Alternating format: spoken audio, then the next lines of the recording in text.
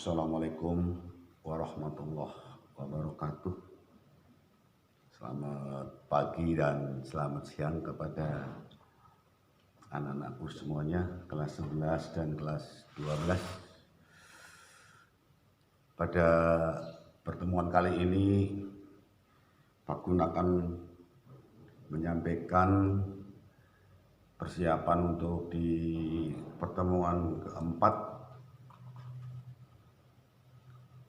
tentang organisasi pertandingan. Dalam hal ini kaitannya masih dalam konteks pengetahuan umum olahraga. Di bagian kedua, kisarannya adalah tentang organisasi pertandingan. Anak-anakku semuanya, mudah-mudahan kalian sehat semua, bisa mengikuti dengan baik perihal materi pertemuan yang keempat. Oke, kita coba simak dengan baik bahwa berangkat lebih naik lagi kepada materi pertemuan yang keempat dalam satu pertandingan. Tidak serta-merta orang membuat ini loh pertandingan, tidak. Itu harus mencakup 4 unsur atau 5 unsur. Unsur penting untuk bisa terjadinya suatu pesta atau turnamen atau liga atau sejenisnya. Kegiatan-kegiatan yang melibatkan orang banyak. Pada kenyataannya banyak secara pribadi Pak Gun menemukan tidak usah di lingkungan luar, lingkungan dalam sendiri. Pada kenyataannya tiap tahun Pak Gun selalu mengkontrol bahwa pada anak-anak ternyata lupa apa yang mereka kerjakan seolah-olah paling benar. Mestinya tidak demikian. Beberapa hal penting untuk terjadinya satu kegiatan pertandingan, bahwa yang pertama adalah waktu pelaksanaan. Biasanya ditentukan bulan apa, tanggal berapa, tahun berapa, atau periodenya tiap tahun sekali, atau mungkin 2 tahun sekali, atau mungkin 3 tahun sekali, atau mungkin 4 tahun sekali. Seperti halnya para siswa ketahui bahwa di dunia nyata banyak sekali event-event yang bisa kita simak, baik itu di media televisi, atau mungkin yang langsung, dan itu banyak menyedot perhatian dari seluruh kalangan, baik daerah, nasional ataupun internasional. Itu yang pertama. Yang kedua, tentunya ada tempat pertandingan. Mau dilaksanakan di mana, terus nanti bagaimana komposisi tempatnya dan sebagainya. Tidak serta-merta, woi pertandingan, woi. Tidak. Karena apa? Berhasilnya suatu pertandingan apabila tempatnya juga kondusif sesuai dengan kriteria daripada atau karakter nomor pertandingan itu sendiri atau cabang olahraga itu sendiri. Kemudian yang ketiga adalah peserta. Nah, peserta kalau kalian nanti jadi panitia atau dapat tugas sebagai pelaksana atau dipercaya oleh orang atau siapapun atau oleh sekolah, kamu lihat dulu, mau kelompok umur, mau khusus laki-laki atau khusus perempuan, tingkat belajar, dari SD, SMP, SMA, atau mungkin khusus tingkat mahasiswa, atau tingkat kantor, instansi, atau mungkin klub-klub umum, antar kota, antar negara, dan sebagainya. Itu adalah pengelompokan peserta pertandingan. Mungkin di dalamnya menyangkut apa itu ya yang berkaitan dengan hal itu. Karena kita masih tarafnya belajar ya dalam prakteknya nanti kita coba di lingkungan sekolah saja. Kemudian setelah peserta adalah anggaran. Panitia yang dibentuk harus segera mengalokasikan anggaran kebutuhan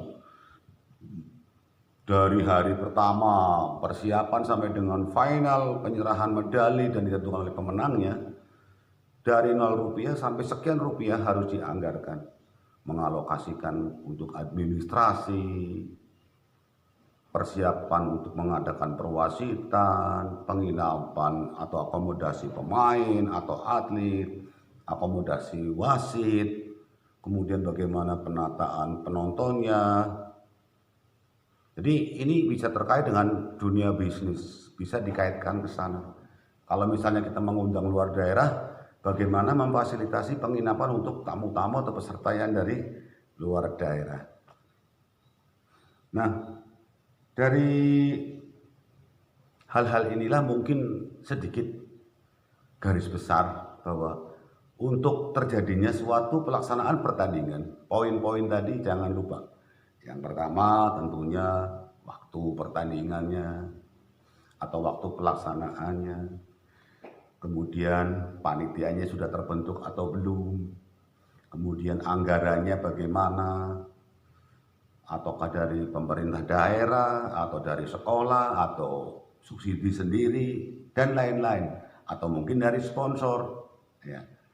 Nah, setelah itu juga menentukan pesertanya, dan kemudian juga tempatnya mau di mana dan seperti apa.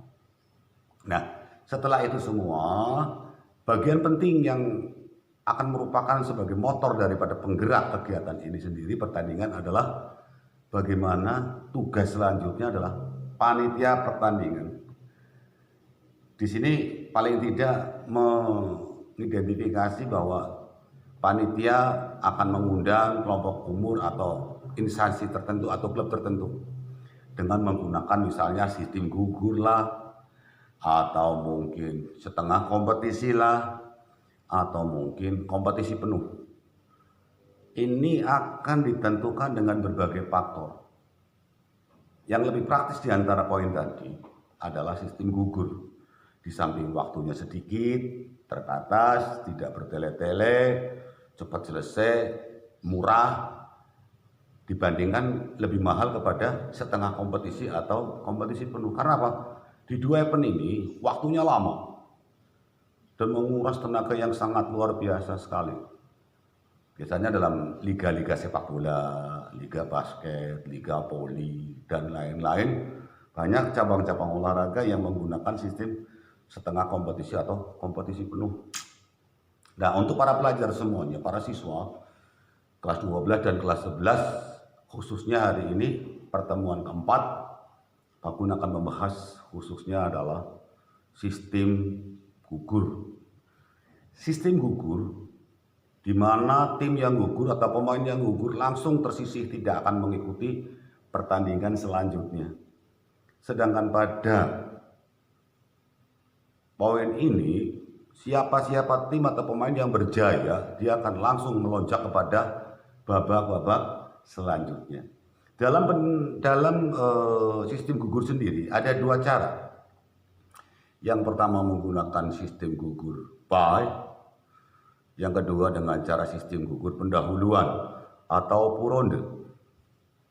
Nah, ini harus diketahui ada teknik atau rumusan-rumusan untuk memainkan itu. Karena secara umum dalam sistem gugur itu ada rumus yang menggunakan N pangkat 2 atau N kelipatan. Misalnya dari 2, 4, 8, 16, 32, 64, dan seterusnya. Itu rumus untuk membuat bagan mau menggunakan sistem gugur pendahuluan atau bye. Jadi kalian tidak asal ditemukan, ada yang main sekali langsung final, ada yang berkali-kali baru final. Ini yang keliru. Makanya salah satu tujuan ini siswa mampu membuat sistem atau bagan pertandingan yang nanti bisa dipraktekkan dalam kehidupan nyata. Sehingga yang kedua, dalam berkancah dengan kegiatan organisasi pertandingan, para siswa sudah punya wawasan yang lebih daripada mereka-mereka yang tidak. Itu begitu. Oke. Sekarang kita coba sistem gugur. Mudah-mudahan bisa dibaca. Waduh. Sistem gugur.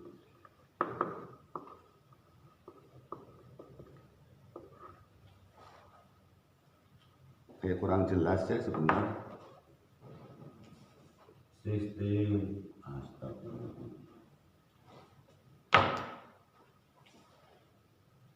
ya, sistem gugur. Jelas ya? Atau kita hapus lagi aja biar jelas. Waduh. Sistem gugur. Ada yang menggunakan by, ada yang menggunakan pur, ronde. Dua konsep ini yang harus kalian ketahui.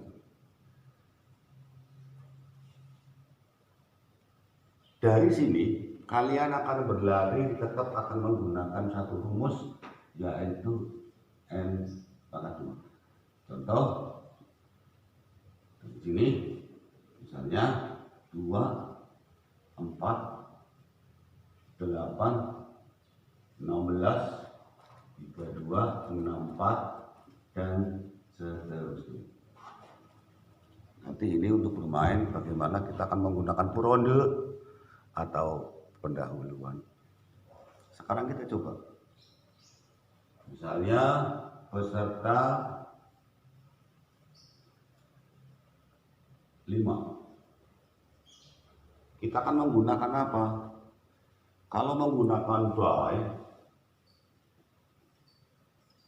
berarti akan terbentuk menjadi berapa?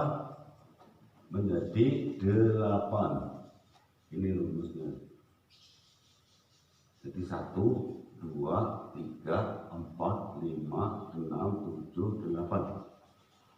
Oke, kemudian kita temukan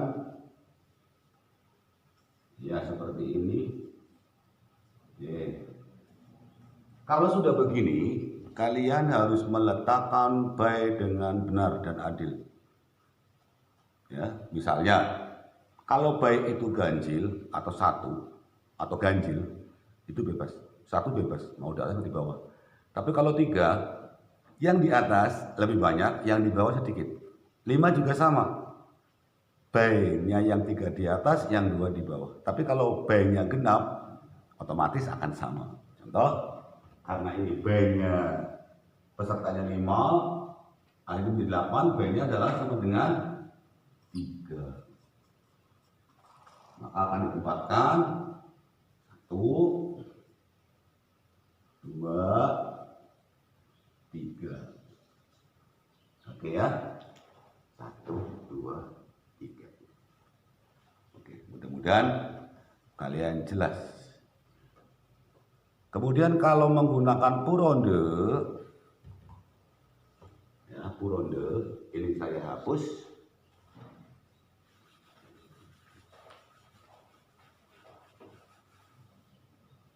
Puronde, kalau ini menggunakan pur round,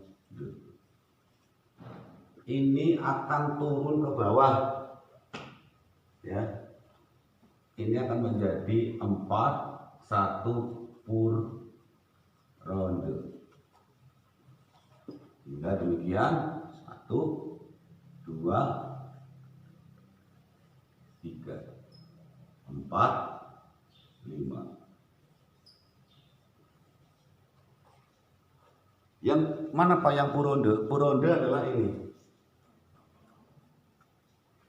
Ronde itu adalah tim atau pemain yang dimainkan lebih awal sebelum pertandingan babak selanjutnya. Jadi karena ini ada peserta 5, rondenya adalah 1. Oke ya.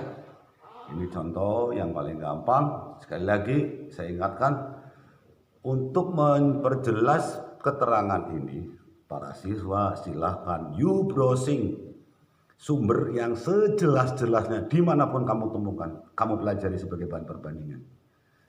Kita terbuka. Oke. Nah, sekarang kita coba yang setengah kompetisi.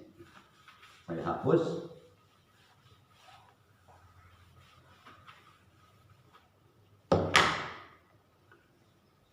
Yang ini satu, saling ketemu.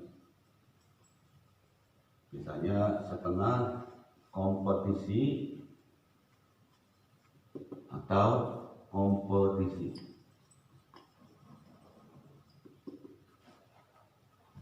Jelas ya? Mudah-mudahan jelas ya. Jadi kalau contoh peserta 5, kalau dibikin kolom seperti ini,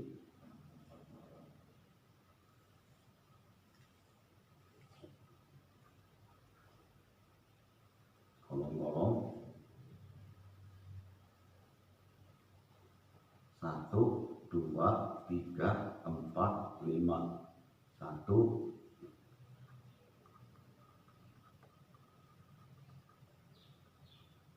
1, 2, 3, 4, 5. Ini juga sama kolomnya 1, 2, 3, 4, 5. Ini kalau dibikin kolom. Jadi 1 nggak mungkin ketemu 1, ini pink. 2 nggak mungkin ketemu 2. 3 nggak mungkin ketemu 3. 4 nggak mungkin ketemu 4. 5 tidak mungkin ketemu 5.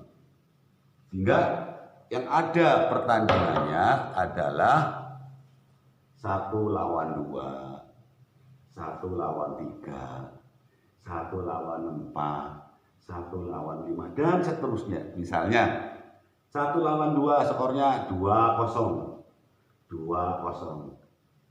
1 sama 3, 3-3.